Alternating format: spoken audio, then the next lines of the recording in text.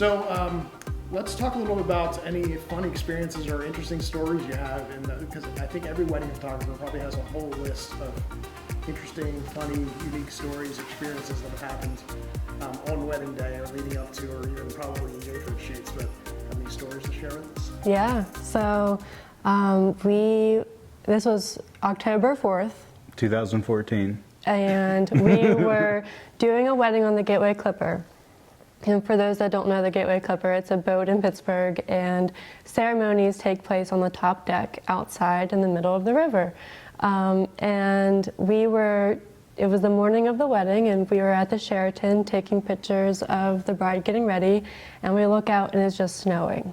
Oh, wow. And it was super cold that day, like 30 degrees, very cold, and they still had the ceremony on the top deck outside with the river winds and everything else. And it can get very windy on our rivers. Yeah. So it was very cold. And after the ceremony, the bride and groom were like, we are freezing. We got to go down and get warm, get some drinks in us, and then we'll come back up and take, the bride and groom portraits, the family portraits. Well, in October, it gets dark earlier. So by the time they were ready and we could pull them back up, it was pitch dark out there. You go on the top deck of the boat, just pitch black. No lights whatsoever. And so we were like, we don't have any portraits of you guys or your family, so let's just see what we can do. So on the spot, we learned how to do night photography. Yeah. And it was different, it was challenging, but ever since we loved it. So now we try to do night photography for every shoot that we do, weddings, engagements. We love it. She calls me the Batman of photography. Yeah. I'm like when it gets dark, I'm like, oh, this is perfect. Yeah. I'm like, this is my zone. Yeah.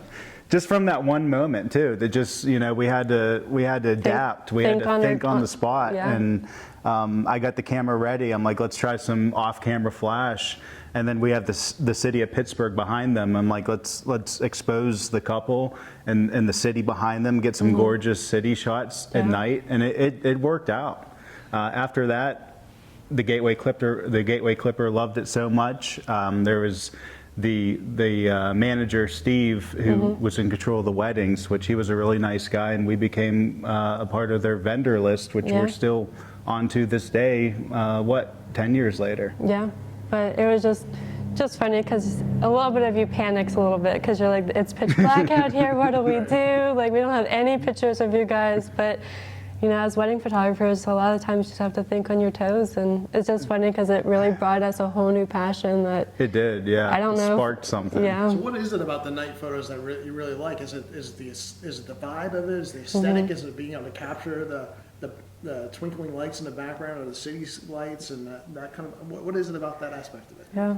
I would say a lot of it is definitely the light behind them, like whether it's a whole city or if we're showcasing something like a barn, we'll even put a light behind the couple, like a kicker light that will just outline nice flash around, and it kind of gives a different look too. So like different style of the same thing, like the barn, for instance, that we did like 2 weeks ago. We took a photo during the daytime with the barn there, and then the night, and it's like a contrast pretty much, and it really tells the end of our wedding, the wedding day too.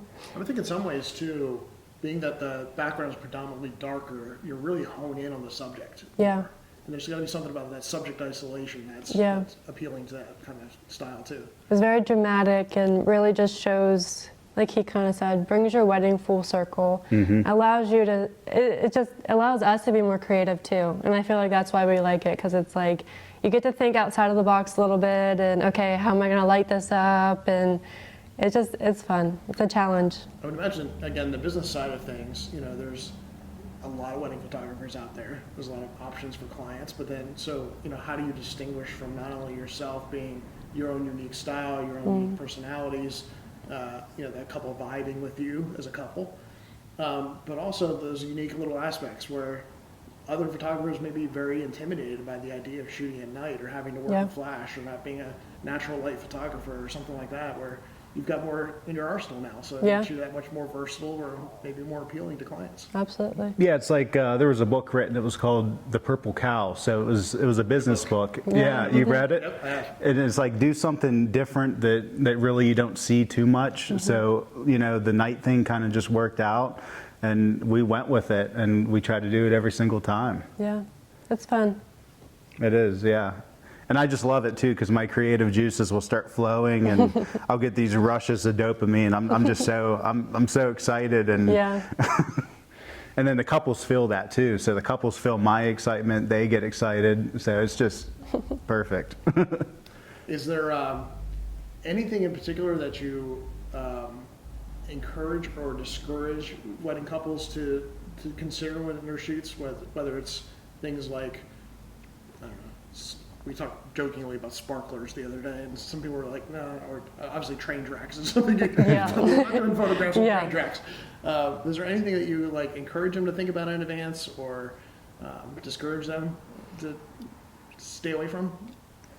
I don't know about stay away from, but I guess my biggest thing would just stay true to who you are and what you want. So when you're planning a wedding, a lot of people like to give you their opinions and what they would like to see, but your wedding day is just about you. So It is. I wouldn't feel pressure to do what other people want you to do because then the day just becomes their day and not your day. And just some of the things, like the unconventional things Yeah. are awesome. Like, Yeah.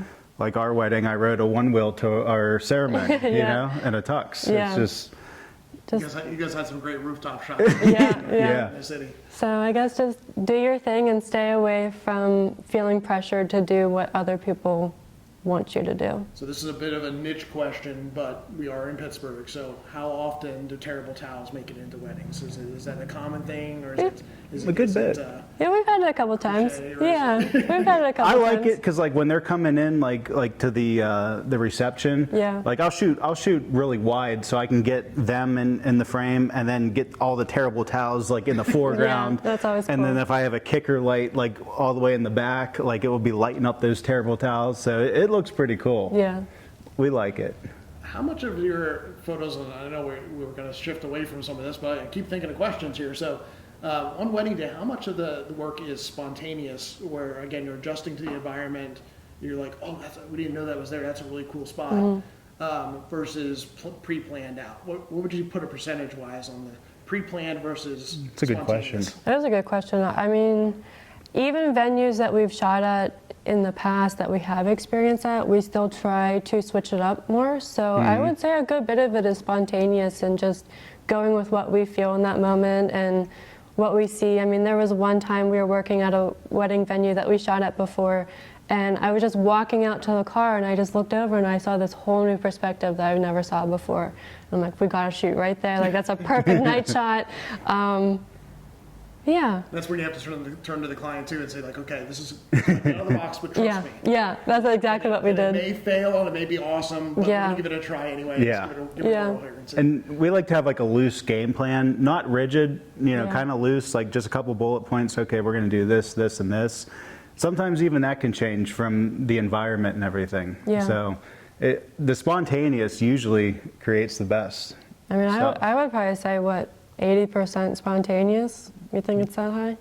Yeah. Maybe more. So another skill you have to have is spontaneity. Yeah. you know? Yeah, for sure. And I can see just, I've seen this through your work, but I can see it just sitting here talking to the two of you. The passion exudes through your eyes. And I can see like, you love what you do, which allows you to be spontaneous, which allows you to get good work and exciting. Yeah. Right? Yeah, we do. I mean, it's definitely a challenge, but I go home, we're in pain, but like I've come to enjoy that pain. Like that pain, I'm actually addicted to that physical pain. Believe it or not. Pain, Like, dehydrated, Yeah, exhausted, like- but it's great. and I can just, we can just sit there, review the photos, and it's the best feeling in the Yeah. world. We'll spend hours just looking at them Yeah. sometimes. Probably better than the pain of doing something you don't want to do. Yeah. Yeah. A job you hate. Yeah. Where it's the pain of that's backbreaking work or standing at Best Buy all day. Do you still work at Best Buy? No, not anymore. You already have that. Oops. Yeah, I mean, it was an awesome job to be able to you know, be in front of all that tech, because I was constantly, like, my job was to learn, you know, the different megapixels of cameras and all the little details. So I was like getting paid to do that. So it was all perfect. And like my advice to anyone, you know, wanting to get out of like the 9-to-5 grind or you know, I think that we're made in the image of the Creator, God. And I think that when people are creative, then, you know, they feel the best. Mm-hmm. I like that. They're kind of tapping into your true nature. Or tapping into your, they call it the soul man. Yeah, you're right. Yeah. Your spiritual man, your soul man, and then your physical man, right? Yeah. Exactly. Exactly. Your soul man, right? Or soul woman. Yeah. Correct here. Yeah, that's okay. Soul person, soul being. Like we're not allowed to say people anymore. I don't know. I have to probably edit that part out. Since we were talking about gear there for a second, that's the direction I was going to head to anyway until questions started popping in my head. Critical question here: Nikon, Canon, Fuji, Sony.